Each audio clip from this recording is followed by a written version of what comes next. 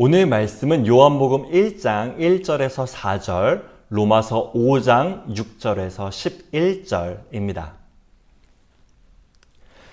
태초에 말씀이 계시니라. 이 말씀이 하나님과 함께 계셨으니 이 말씀은 곧 하나님이시니라.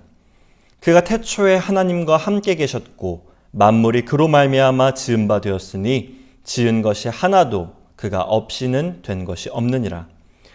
그 안에 생명이 있었으니 이 생명은 사람들의 빛이라.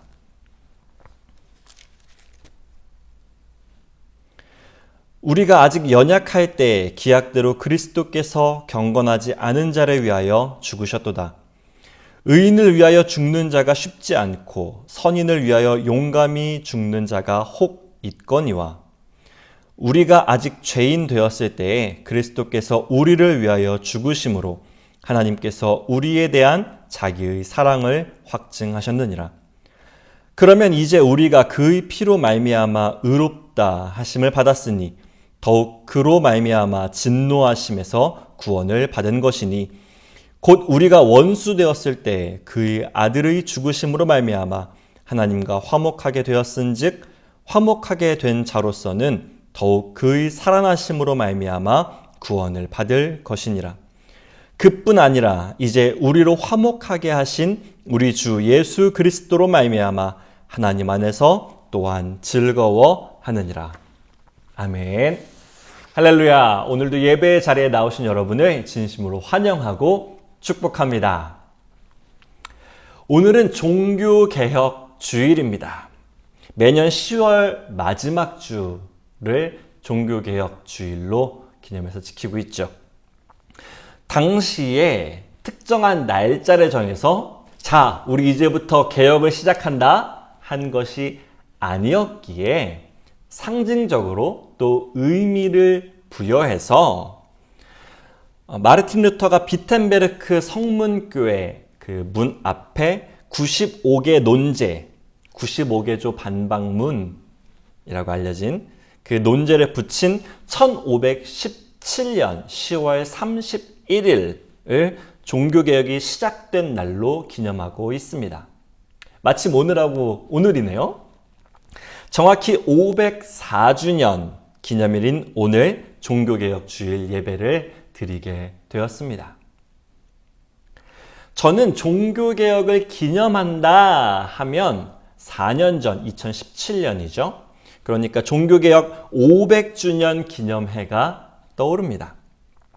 당시 루터의 도시라고 불리는 독일 비텐베르크에서는 약 4천여 명의 사람들이 모여서 기념 예배를 드렸고 전 세계적으로도 기독교 국가라면 또 교회가 있는 곳이라면 저마다의 방식으로 개신교의 시작을 기억하며 축하했습니다.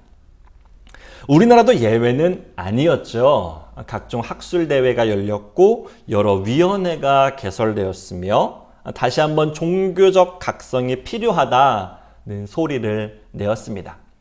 기념 예배는 말할 것도 없죠.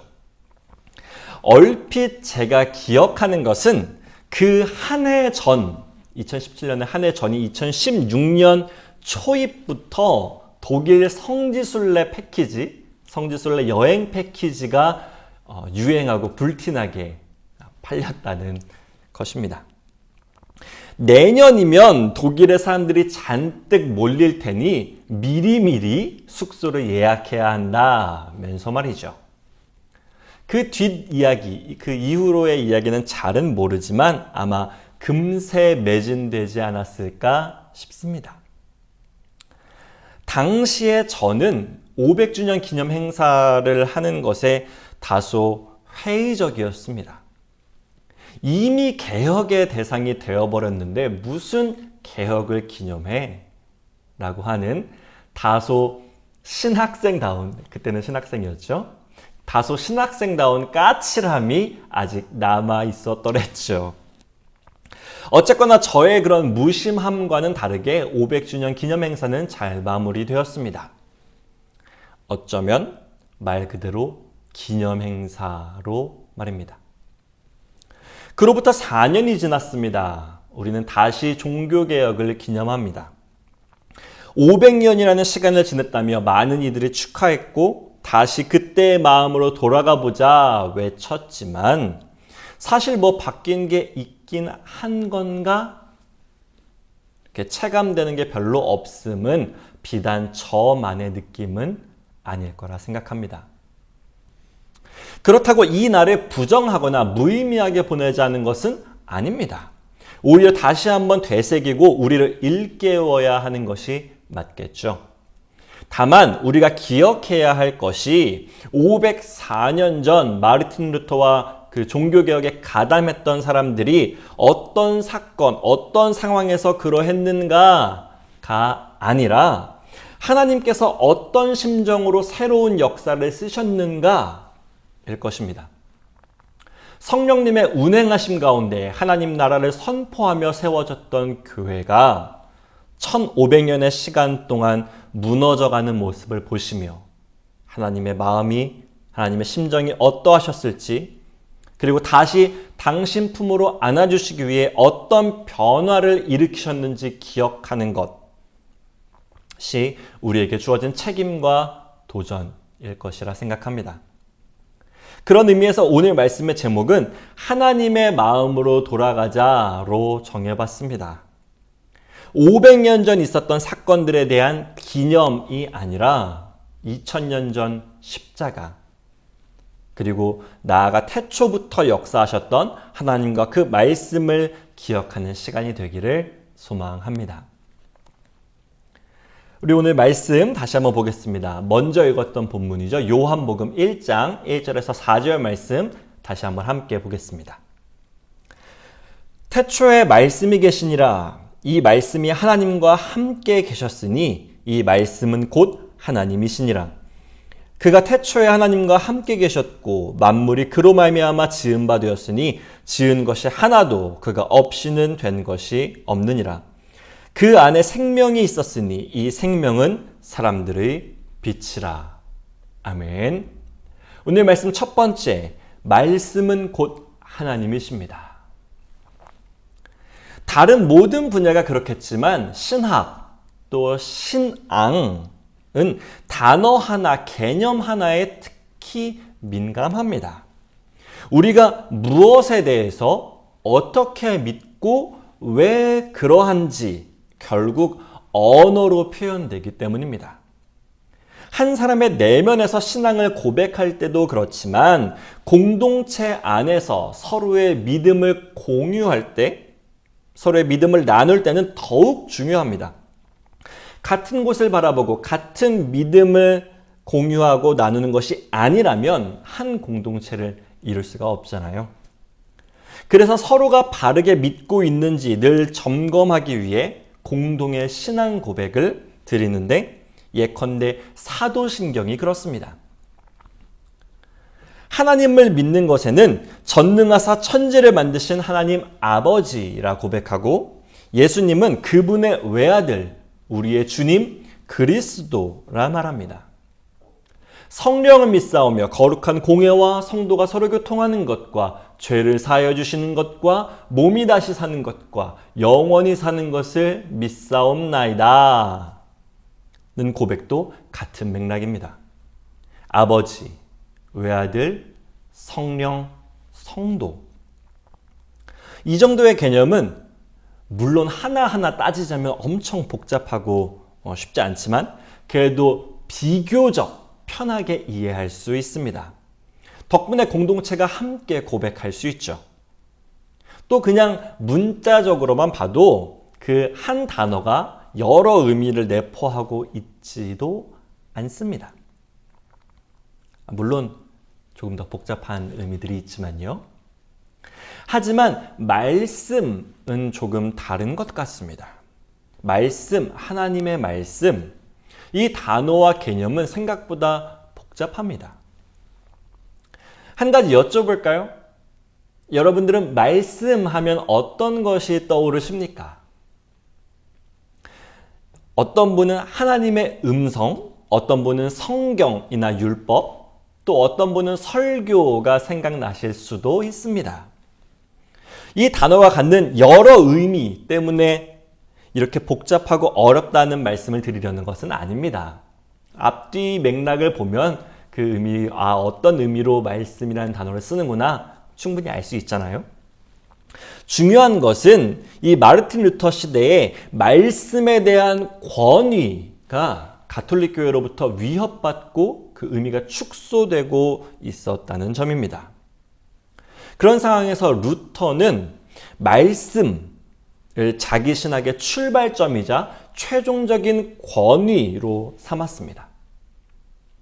지금의 개신교, 기독교인들이 보기에는 아주 당연한 일이지만요. 루터에게는 성경, 하나님의 말씀이 가장 중요한 것이었으며 여기에서 구원에 대한 답을 찾을 수 있었습니다. 하지만 그렇다고 루터가 성경을 편협하게 그냥 문자적으로만 본 것은 아니었습니다. 루터가 하나님의 말씀이라고 이해한 것은 성경에 기록된 언어 그 이상의 것이었기 때문입니다. 그에게 있어 하나님의 말씀은 하나님 자신이었습니다. 이것은 오늘 본문 요한복음이 증언하는 바입니다.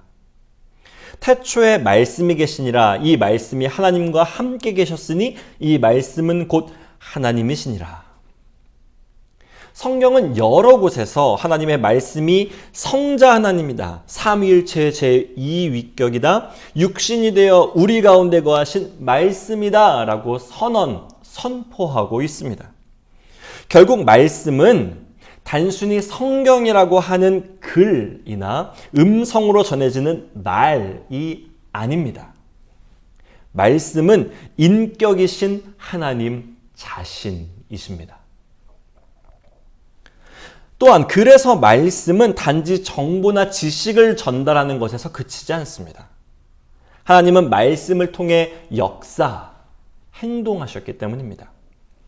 하나님은 말씀을 통해 세상을 창조하셨습니다. 하나님께서 있으라 하시니 있었다라고 창세기는 증언하죠. 하나님의 말씀을 이렇게 이해한다면 우리가 보는 성경이 어떤 의미와 위상을 갖는지 우리는 잘 알 수 있습니다. 성경을 하나님의 말씀이라고 하는 것은 거기에 어떠한 오류도 없어서라거나 성경이 어떤 신학적인 근거가 되기 때문이다 라고 말할 것이 아니라 성경을 통해 예수님, 즉 성육신하신 말씀이 우리와 만나시기 때문인 것입니다.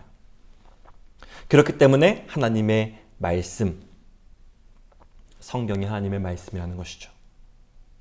당시 가톨릭 교회는 정경, 우리가 지금 보고 있는 이 66권의 성경이죠. 이 정경에 포함되어야 할 책들을 결정한 것이 교회고, 그렇게 결정한 것이 교회인 만큼 교회가 성경보다 우선적인 권위를 가진다고 주장했습니다. 초대교회 이후로 수많은 복음서들과 편지들이 쓰였는데 그 중에서 적합한 것을 골라서 편집한 것도 교회고 성경을 해석할 수 있는 권위를 가진 것도 교회다라고 생각했습니다. 그랬기에 그들은 하나님의 말씀을 자신들의 유익에 따라 좌지우지할 수 있었던 것이죠. 하지만 루터는 이에 대해 정면으로 대응하고 저항합니다. 교회가 성경을 만든 것도 아니고 성경이 교회를 만든 것도 아니라는 것이죠. 성경과 교회 모두를 잇게 한 것은 오직 복음 예수 그리스도시라는 겁니다. 따라서 최종적인 권위는 교회도 성경도 아니고 오직 예수 말씀으로 오신 하나님께만 있다는 것이 루터의 주장이었습니다. 여기에 더해서 성경은 교황이 이끄는 부패한 교회나 어떤 기독교 전통보다 훨씬 더 믿음직한 복음의 증인, 복음의 증언이므로 교회보다 더 우선적인, 더 높은 권위를 가진다라고 이야기합니다. 오늘 우리에게 말씀은 어떤 의미와 권위를 가지고 있나요? 다시 한번 여쭙고 싶습니다. 여러분들, 말씀 하면 무엇이 떠오르십니까? 바라기는 말씀은 곧 하나님, 또 우리를 위해 이 땅에 오신 예수 그리스도로 그 생각이 이어지시기를 바랍니다. 말씀으로 세상을 창조하시고 말씀으로 백성들을 구원하시고 말씀으로 심판을 예언하신 하나님께서 이제 말씀으로 우리에게 오셨습니다. 이 말씀 안에는 생명이 있습니다. 이 생명은 사람들의 빛입니다. 우리를 위한 생명의 빛. 1500년의 세월을 지나며 가톨릭 교회는 말씀하시는 하나님을 잊어버렸습니다. 애타는 마음으로 우리와 함께 하시려는 그 하나님의 마음을 잊어버린 것입니다. 오늘 말씀을 통해 그 하나님의 마음으로 돌아가는 우리 소명교회가 되기를 축복하겠습니다. 우리 이어서 봅니다. 두 번째 본문이었죠. 로마서 5장 6절에서 11절 말씀 다시 한번 함께 보겠습니다. 우리가 아직 연약할 때에 기약대로 그리스도께서 경건하지 않은 자를 위하여 죽으셨도다.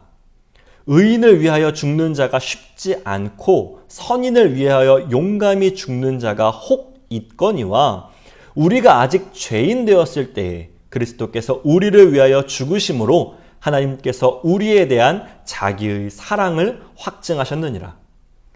그러면 이제 우리가 그의 피로 말미암아 의롭다 하심을 받았으니 더욱 그로 말미암아 진노하심에서 구원을 받을 것이니 곧 우리가 원수 되었을 때에 그의 아들의 죽으심으로 말미암아 하나님과 화목하게 되었은즉 화목하게 된 자로서는 더욱 그의 사랑하심으로 말미암아 구원을 받을 것이니라. 그뿐 아니라 이제 우리로 화목하게 하신 우리 주 예수 그리스도로 말미암아 하나님 안에서 또한 즐거워하느니라. 아멘. 두 번째, 죄인을 위해 죽으신 십자가를 기억해야 합니다.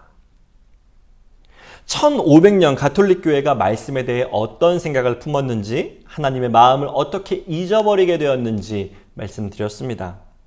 이 여파는 단지 말씀보다 위에 선 교회에서 그치지 않았습니다.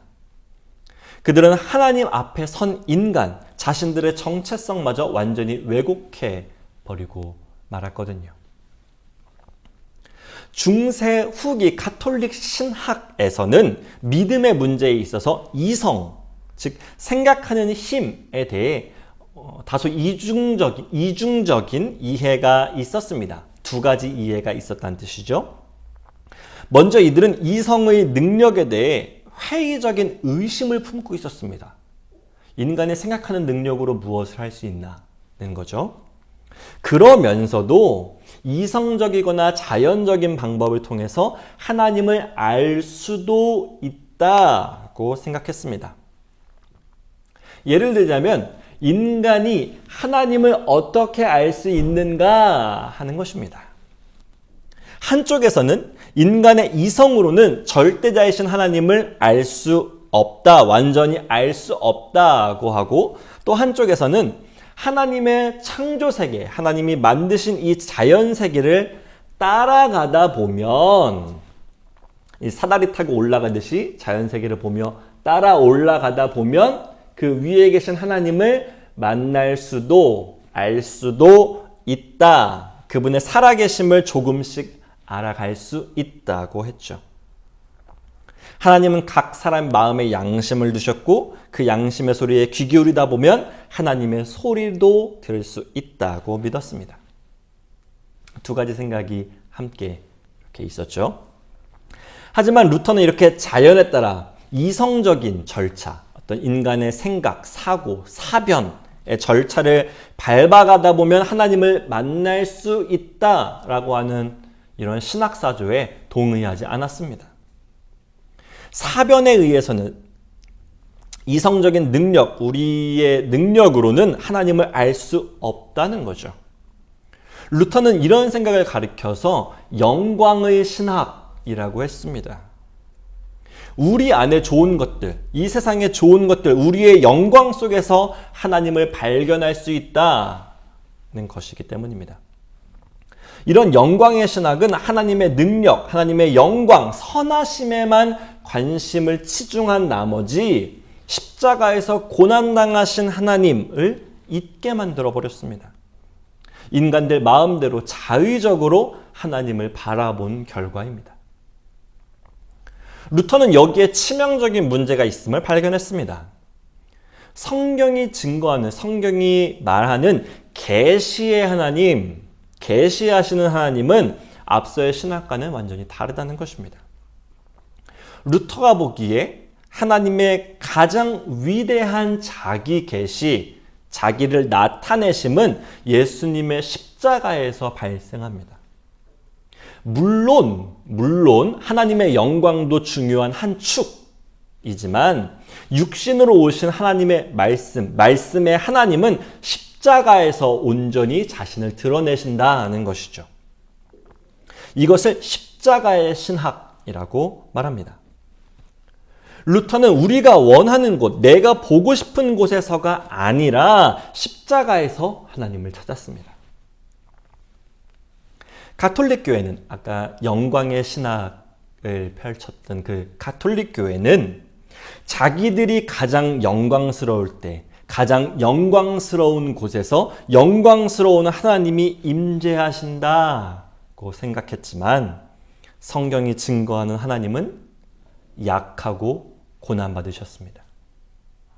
십자가에서 비참하게 죽으셨죠. 그렇습니다. 루터는 하나님이 우리의 기대와는 전혀 다르게 행동하신다는 것을 깨닫게 된 것입니다. 이것은 당시 유대인들이 가졌던 생각과 정확하게 일치합니다. 유대인들의 메시아는 왕이자 제사장이고 선지자였습니다. 메시아는 택함받은 자기들, 선민사상이죠. 택함받은 자기들을 저 거대한 로마 제국으로부터 구원하셔서 율법으로 세상을 완전하게 통치하는 왕이어야만 했습니다. 결코 고개를 숙여서도 안 됐고 죽어서도 안 됐죠. 오히려 세상을 정복해야 했습니다. 다시 이스라엘을 일으켜서 다윗의 영광을 재건해야만 했습니다. 그것이 유대인들의 메시아였기 때문입니다. 하지만 예수님은 허름한 마구간 구유에 누이셨습니다. 천한 몫으로 일하셨고 세리, 죄인, 창녀들과 함께 식사를 하셨죠. 또 늠름한 말이 아니라 새끼 나귀를 타고 입성하셨고 황금으로 칠해진 왕좌가 아니라 나무 십자가에서 죽음을 맞이하셨습니다. 무엇 하나 인간의 생각, 그들의 생각, 우리의 생각과는 같지 않습니다. 우리의 생각대로 하지 않으셨습니다. 우리의 기대와는 정반대에 서셨고 그 길로 가셨습니다. 우리는 구원의 길이 좀 넓고 크고 편하면 좋겠는데 예수님은 좁고 험하다고 하십니다. 우리가 십자가 안에서 하나님을 알고자 한다면 하나님에 대한 우리의 생각을 내려놔야 합니다. 내 보기에 옳은 길이 아니라 십자가의 길로 가야 합니다. 우리의 마음을 내려놓지 않으면 하나님의 마음을 알 길은 사라져버리기 때문입니다. 504번째 종교개혁을 기념하는 사랑하는 소명교회 성도 여러분, 1500년 유구한 역사를 가진 가톨릭 교회를 왜 하나님께서 새롭게 하셨을까요? 저는 그들이 더 이상 하나님 마음 알기를 포기했기 때문이라 생각합니다. 예수님은 우리가 아직 죄인이었을 때 우리를 위해 십자가에서 죽으셨습니다. 의로운 사람을 위해 죽는 것이 쉽지 않고 선한 사람을 위해 목숨을 바치는 일이 종종 있으나 죄인 또 원수를 위해 죽는 사람은 없었습니다. 하지만 예수님은 우리를 위해 죽으셨죠. 그것으로 우리를 향한 하나님의 사랑, 우리를 향한 하나님의 마음을 확증하셨습니다. 그 사랑. 영광스러운 우리, 제 잘난 맛에 떵떵거리며 사는 우리가 아니라 아직 여전히 죄인인 우리를 사랑하셔서 십자가를 짊어지신 그 마음으로 우리는 돌아가야 합니다. 그 안에, 그 마음 안에 우리 주 예수 그리스도로 말미암아 하나님 안에서 우리는 진정한 기쁨을 누릴 수 있기 때문입니다. 오직 십자가만 붙잡고 하나님의 마음으로 돌아가 기쁨 누리는 저와 여러분 우리 소명교회 되기를 진심으로 축복하겠습니다. 말씀을 정리합니다. 하나님의 마음으로 돌아가자. 오늘 두 가지 말씀드렸습니다. 첫째, 말씀은 곧 하나님이십니다. 하나님의 말씀, 또 말씀이신 하나님께서 몸을 입고 이 땅 가운데 우리에게 찾아오신 그 마음을, 그 하나님의 마음으로 돌아가길 소망합니다. 둘째, 의인이 아니라 죄인을 위한 십자가입니다. 이 죄인은 다른 누군가가 아니라 바로 우리입니다. 우리를 위해 지신 그 십자가의 마음으로 돌아갈 수 있는 우리 소명교회 되기를 바랍니다. 오늘 종교개혁주일로 지키며 당시 카톨릭교회와 루터에 관한 이야기를 말씀드렸는데, 바라기는 그들을 통해 역사하신 하나님의 마음만 기억하셨으면 좋겠습니다. 우리가 기념하고 되돌아봐야 할 것은 결국 역사 안에서 흘러간 인간들의 시간이 아니라 우리를 위해 말씀으로 또 육신으로 이 땅 가운데 오신 하나님의 마음, 십자가를 지기까지 죄인인 우리를 사랑하신 하나님의 마음이기 때문입니다. 오직 그 마음으로 돌아가길 힘쓰시면서 이번 한 주도 주 안에서 승리하시는, 기쁨 누리시는 우리 소명교회 되기를 진심으로 축복하겠습니다. 기도하겠습니다.